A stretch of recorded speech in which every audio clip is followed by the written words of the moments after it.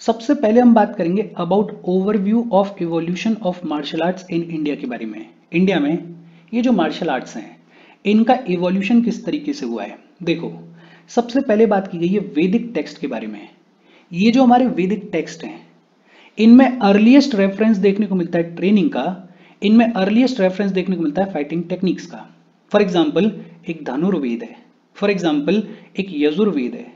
ये जो धनुर्वेद है, ये जो यजुर्वेद है, इसमें बात की गई है मार्शल आर्ट्स के बारे में। और ये जो धनुर्वेद है, ये जो यजुर्वेद है, इसमें बात की गई है धनुर्विद्या के बारे में। धनुर्विद्या का मतलब ये जो धनुष और बाण की विद्या होती है इसको बोलते हैं धनुर्विद्या। तो इसमें बात की गई है धनुर्विद्या के बारे में, इसमें बात की गई है अंग विद्या के बारे में। तो वैदिक टेक्स्ट के अंदर अर्लीस्ट रेफरेंस देखने को मिलता है ट्रेनिंग का, फाइटिंग टेक्निक्स का, मार्शल आर्ट्स का। फिर बात आती है अर्ली एपिक्स के बारे में। और हमारे कंट्री में दो जो सबसे पॉपुलर एपिक्स हैं, एक रामायण और एक महाभारत, इन दोनों में वॉरफेयर को डिटेल में डिस्क्राइब किया गया है।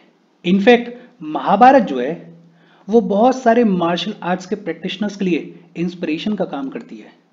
तो हमारे अर्ली एपिक्स में भी वॉरफेयर को, मार्शल स्किल्स को बहुत डिटेल में डिस्क्राइब किया गया है।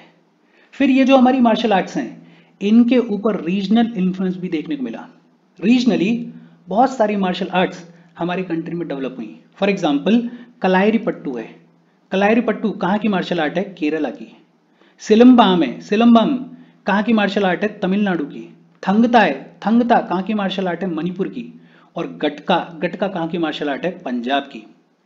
फिर इसके बाद हमारी जो मार्शल आर्ट्स हैं उनके ऊपर फॉरेन इन्वेजन के इफेक्ट्स भी देखने को मिले हैं। हमारी कंट्री के ऊपर बहुत सारे फॉरेन इन्वेजन्स हुए, जैसे मंगोल आए, तुर्क आए, पर्शियन आए, मुगल आए और फिर फाइनली ब्रिटिशर्स आए। और जैसे जैसे ये इन्वेजन्स हमारे कंट्री के ऊपर देखने को मिले वैसे वैसे इन इन्वेजन्स ने हमारे मार्शल आर्ट्स को भी शेप किया। और फाइनली लेट 19th सेंचुरी से लेके अब तक हमारे कंट्री में जो भी मार्शल आर्ट्स हैं उनमें मॉडर्नाइजेशन भी देखने को मिला है, वो मॉडर्नाइज भी हुई हैं। बेहद सिंपल और इजी सी बातचीत है। हमारे कंट्री में जो भी मार्शल आर्ट्स हैं उनके इवोल्यूशन की कहानी क्या है?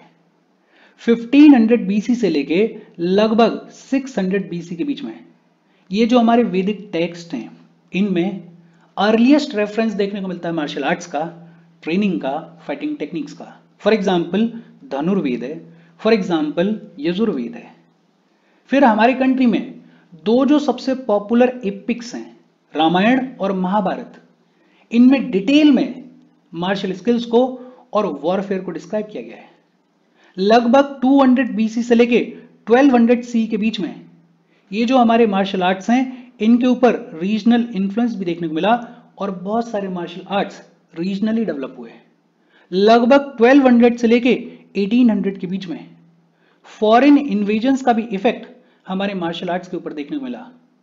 और लगभग लेट 19th सेंचुरी से लेके अब तक हमारे कंट्री में जो भी मार्शल आर्ट्स हैं उनमें मॉडर्नाइजेशन भी देखने को मिला।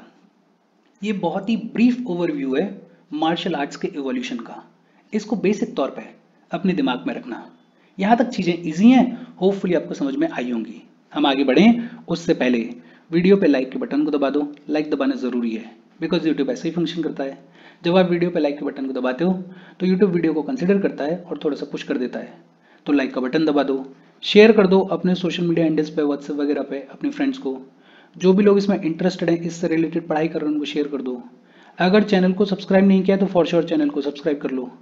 और अगर आप केपेबल हो हेल्प करना चाहते हो तो आप हमें हेल्प कर सकते हो by clicking on the join button, या फिर आप कंट्रीब्यूट कर सकते हो QR कोड को स्कैन करके। अच्छा, हमारे कंट्री में बहुत सारे फॉर्म्स ऑफ मार्शल आर्ट्स देखने को मिलते हैं। सबसे पहले तो बेसिक सवाल आता है, मार्शल आर्ट का मतलब क्या होता है? और अगर बहुत सिंपल तौर पे कहें तो it means the arts associated with waging of war. लड़ाई लड़ने की जो आर्ट होती है उसी को क्या बोलते हैं? उसी को मार्शल आर्ट बोलते हैं। और बहुत सारी मार्शल आर्ट्स जो हैं वो बहुत क्लोजली रिलेटेड है डांस से, योगा से और परफॉर्मिंग आर्ट से। कई सारी मार्शल आर्ट्स के बारे में हमने पढ़ा था इस डांस वाले चैप्टर में। तो मार्शल आर्ट का मतलब क्या होता है?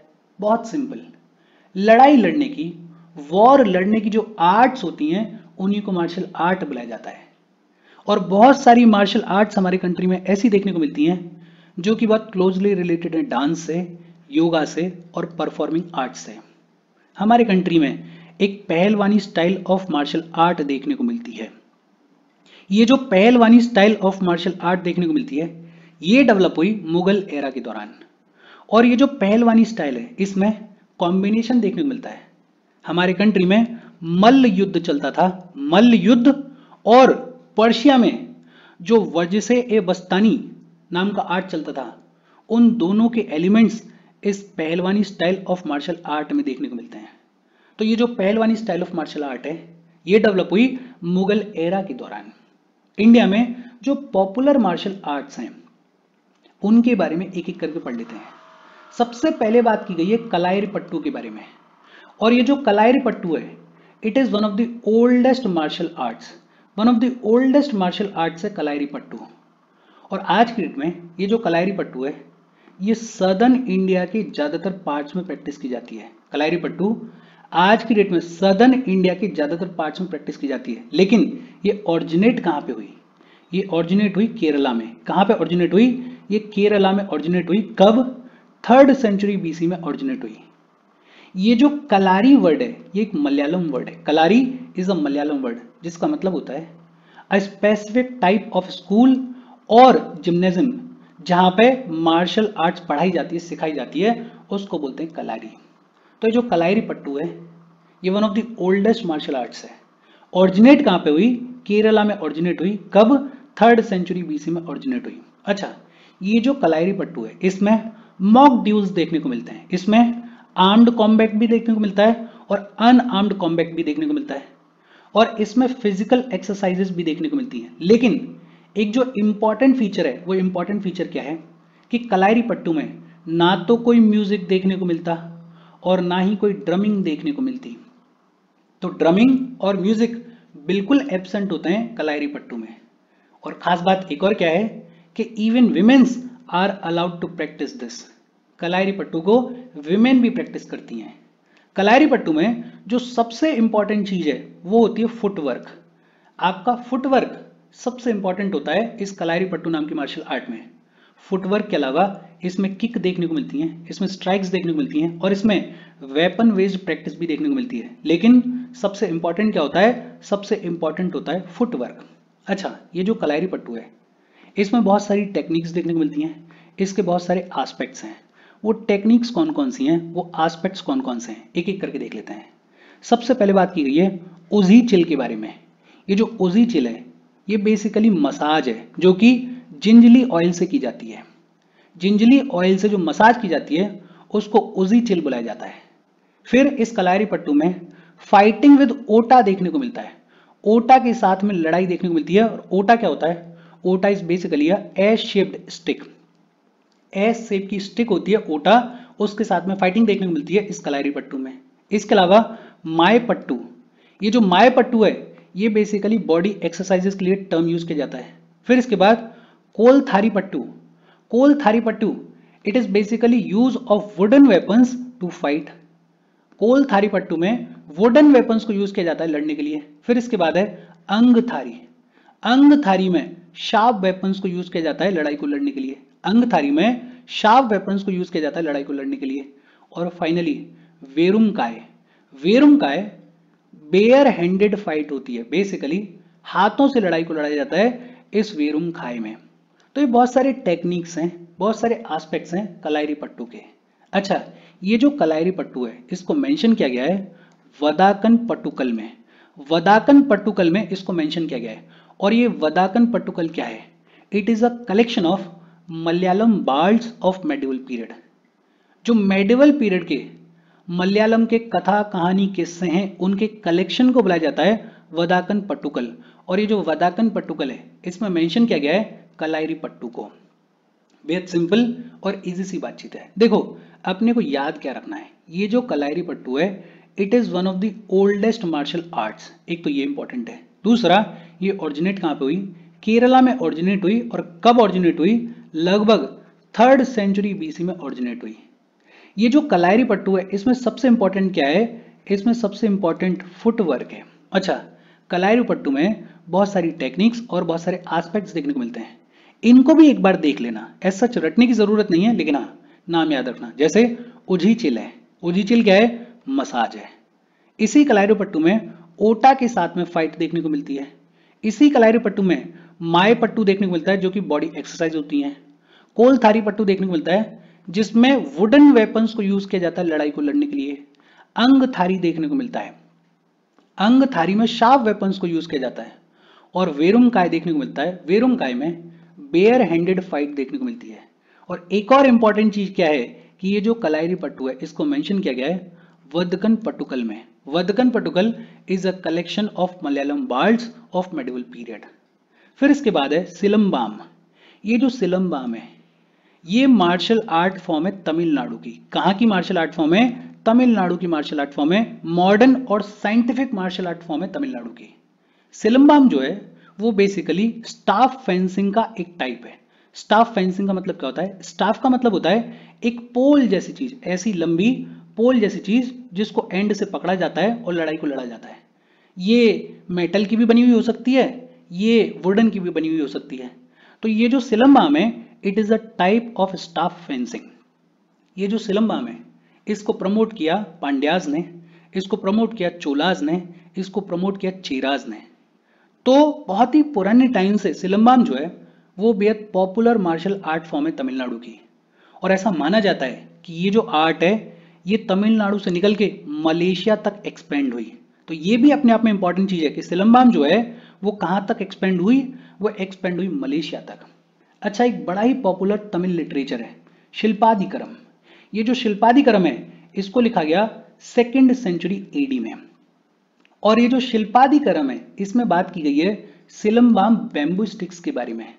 सिलंबाम मार्शल आर्ट्स में जो बैम्बू स्टिक्स यूज की जाती हैं उनके बारे में बात की गई है शिल्पादिकरम में। और बताया गया है कि ये जो सिलंबाम बैम्बू स्टिक्स हुआ करती थी they were the most popular trading items with the traders of Rome, Greece and Egypt. तो आप सोच सकते हो रोम के लोग, ग्रीस के लोग, इजिप्ट के लोग ये जो सिलंबाम बैम्बू स्टिक्स हैं इनकी डिमांड कर रहे थे, विच मीन्स कि जो सिलंबाम नाम की मार्शल आर्ट है ये बेहद पॉपुलर हुआ करती थी। इसमें लॉन्ग शाफ्ट को यूज किया जाता है, एक लंबे से पोल जो कि लकड़ी या फिर मेटल का बना होता है उसको यूज किया जाता है। और इसमें मॉक फाइटिंग भी देखने को मिलती है और इसमें सेल्फ डिफेंस को भी सिखाया जाता है। अच्छा, सिलंबाम की एक ऑफिशियल बॉडी भी है और सिलंबाम की जो ऑफिशियल बॉडी है उसको बुलाया जाता है वर्ल्ड सिलंबाम एसोसिएशन। वर्ल्ड सिलंबाम एसोसिएशन इसको कब स्टैब्लिश किया गया? 1999 में स्टैब्लिश किया गया। बेहद सिंपल और इजी सी बातचीत है। देखो सिलंबाम एक इंपॉर्टेंट चीज क्या है, कहाँ की मार्शल आर्ट फॉर्म है? तमिलनाडु की। And it is a type of staff fencing. और मैं ऐसी उम्मीद कर रहा हूं कि स्टाफ फेंसिंग का मतलब आपको समझ में आ गया होगा। बेसिकली एक लंबा सा पोल होता है, एक लकड़ी का डंडा मान लो लंबा सा, जिसको कि यूज किया जाता है लड़ने के लिए। अगर आपको समझ में आ रहा है तो ठीक है, अदरवाइज गूगल करो, आपको इमेज दिखेगी और बहुत इजीली आपको समझ में आएगा।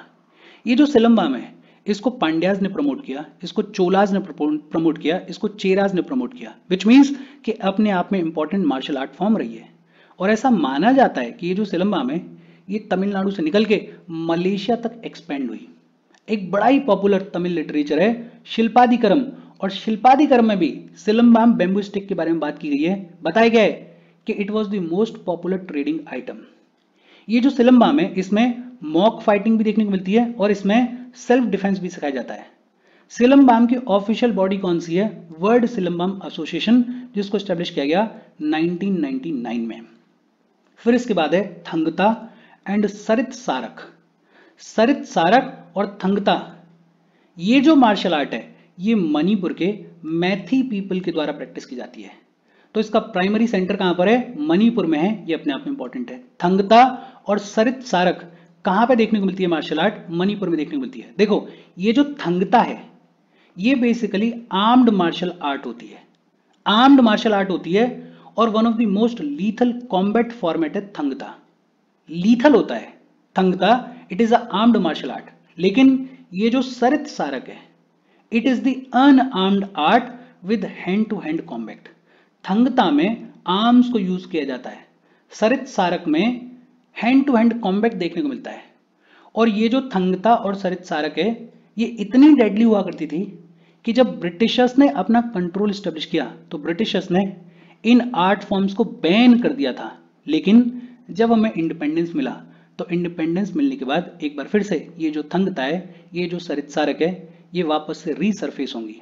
देखो थंगता में ये जो वर्ड है थंग, इसका मतलब होता है स्वॉर्ड, और ये जो वर्ड है ता, इसका मतलब होता है स्फीयर। मतलब ये जो थंगता है इसमें स्वॉर्ड और स्फीयर इन दोनों को यूज किया जाता है। अच्छा, ये जो थंगता है, ये जो सरित्सारक है, इन दोनों को एक साथ क्या बुलाया जाता है? इन दोनों को एक साथ हुएन लैंग लॉन बुलाया जाता है। क्या बुलाया जाता है? हुएन लैंग लॉन बुलाया जाता है। और ये जो हुएन लैंग लॉन है, इसके सबसे इंपॉर्टेंट एक्सपोनेंट कौन हुए? गुरु मायूम गौर किशोर शर्मा।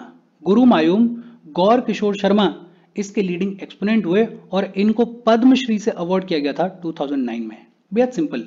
थंगता की अगर बात करें तो ये जो थंगता है, ये कहाँ की मार्शल आर्ट फॉर्म है? मणिपुर की है, लेकिन ये आर्म्ड मार्शल आर्ट फॉर्म है।